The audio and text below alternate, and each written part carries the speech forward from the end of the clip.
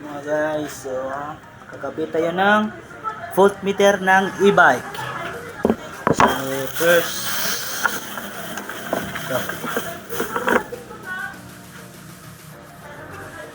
ito yung ikakabit natin, voltmeter, positive, negative na wire. So mag-tutorial tayo ngayon for today's video sa pinakamadaling paraan, no? So disclaimer lang po, hindi po tayo expert o professional sa larangan na ito. Tanging ideya lamang ito as experience, based on experience natin, no? So start na. Tagalin na natin yung sa ito na.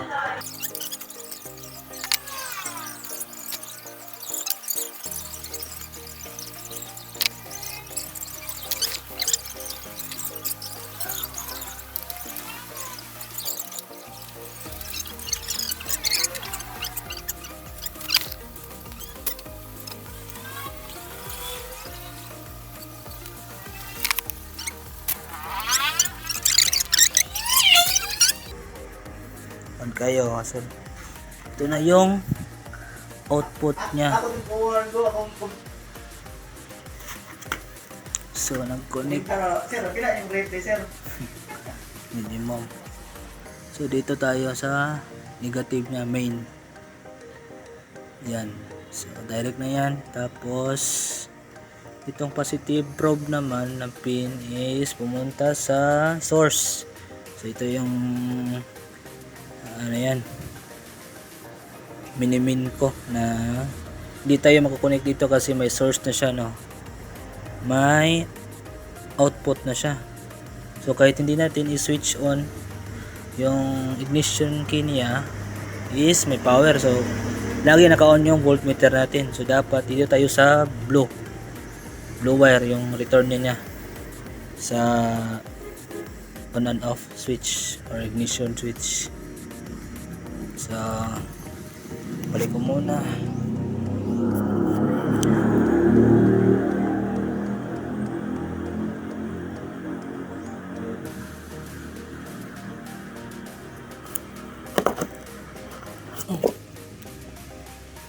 So ayan, na-connect na natin. Yun, wala siyang reading, wala siyang output kasi nandito na tayo sa return ng ignition switch nya. So susian natin. Yan, tingnan nyo yung multi-tester. Yun, yan.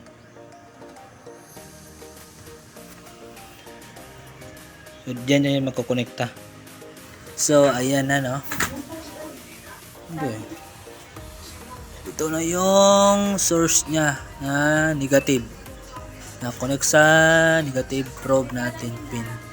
Tapos ito na yung sinasabi ko, no, na hindi tayo makakonect sa red wire kasi ito yung source nya. So yung return nya or yung tapos pagdaan sa ignition switch nya is ito na yung blue. So dito tayo magta-tap kasi wala pa tong power. So ayan, no, no power yung multi-tester natin. So ito na, pipihitin ko yung susian nya. Yun, meron na siyang output na 53.5 volts. So papatayin natin. Ayun, dito tayo. Ito nga. Yun, 53.5. So sa ibang e-bike naman or ibang electric vehicle, meron tatlo to merong tatlong susian, wire to galing sa ignition key nya. So isa yung source, kahit anong kulay, or commonly is yung red talaga. Tapos yung blue, yung return, or yung pangalawang return nya is yung yellow.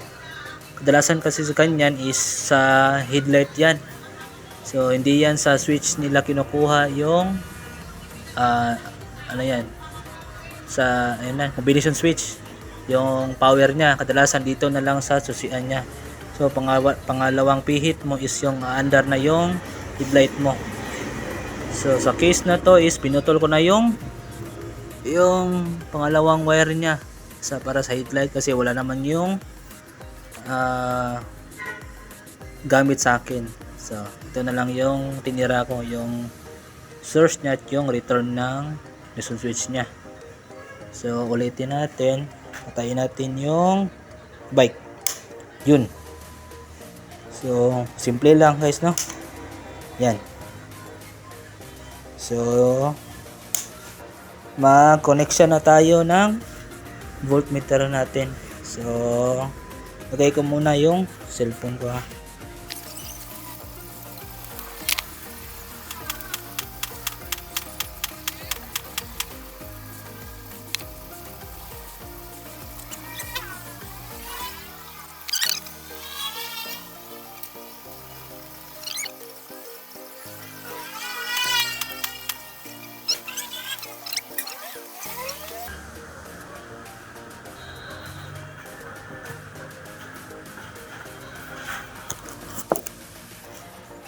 So, ito na yung positioning nila. Yan. Ito na yung voltmeter niya kasi may kung pangalawa natin to medyo itong hahaba. So, yan. Puno na natin. Tapos, saktong-sakto talaga sa positioning niya. Left side. Yan. So, magkoconnect na tayo. Ito yung connection niya. Unahin natin yung negative kasi madali na yung connection nito. So dito tayo sa negative.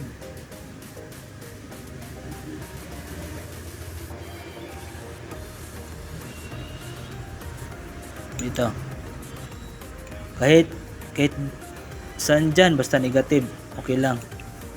So sa aking kuha naman, ito ako kukuha sa horn. Tapos dito na yung connect natin yung positive wire ng ignition ng ayan, voltmeter natin. So cut ko muna yung video, makita ko na lang sa inyo yung final connection ko kasi ang hirap mag video.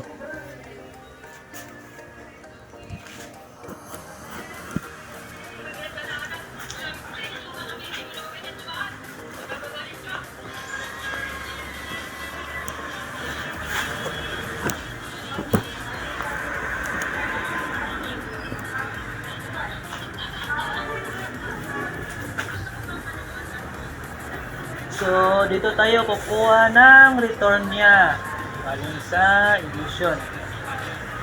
Pwede naman dito sa yellow wire.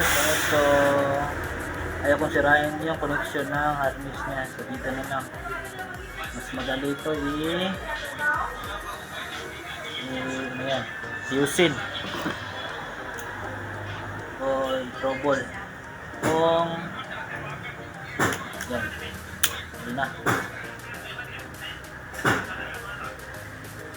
Tingnan natin kung may interaction sa horn niya kasi malakas yung design or yung pirahe na withdraw ng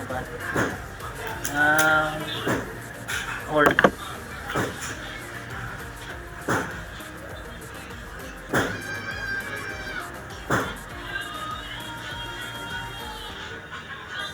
So ito na yung isang connector natin, quick connector. So ito yung source.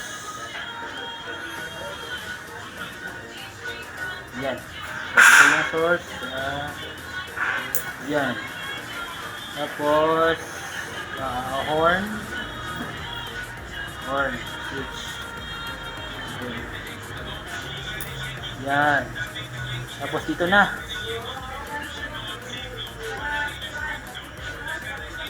Ito na yung sa ignition natin. Ito. Yun.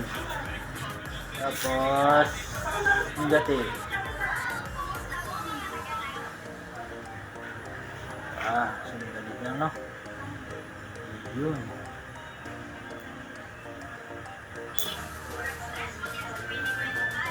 Ayun. So, may mga slot pa na bakante kasi may connect na naman dyan. Yan. Yan lang kasimple. Yan lang kasimple mga guys. So ito na. Galing sa voltmeter. Yan. Wire niya. So positive at negative. So unahin natin yung negative. Ito na. Negative sa harness niya. Yung source. Tapos, huwag na kayong malito. Ito na. Yung positive naman niya is, dito yan, yung connection. Ito, tingnan nyo. Na yan. Sa return ng ignition switch. So, ito yung main source ng power niya. So, may power to dito. Yung galing sa battery. Tapos, ito yung wala pa. Yung daan pa lang yung return niyang ignition niya. So, dyan tayo nag-tap. So, yan. So, ito yung ginamit natin. Quick connector lang para just in case may mga trouble or may install naman tayo mga accessories is dito tayo nakukuha ng power niya. Yan. Yan ang mga guys. Yan. So, the moment of truth na tayo.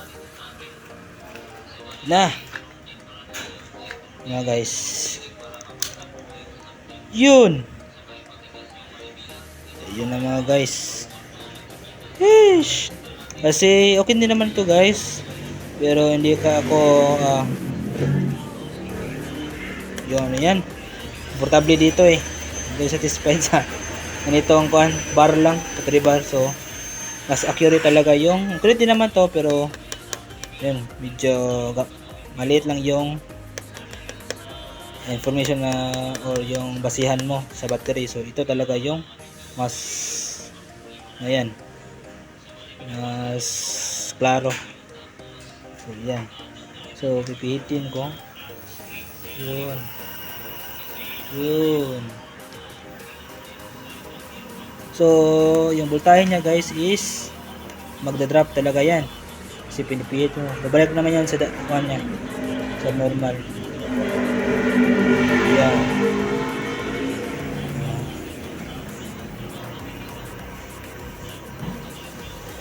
Yun. Kung may load na to guys, mas bababa pa yan kasi walang to eh, 12 ampere. Yun, nag-51 pa nga no. So ganyan na guys. So comment down section below lang kung may mga tanong kayo. Yan, yan lang. Yun, batayin natin. Yo, ito pala. Tay. Yun. Yun lang guys.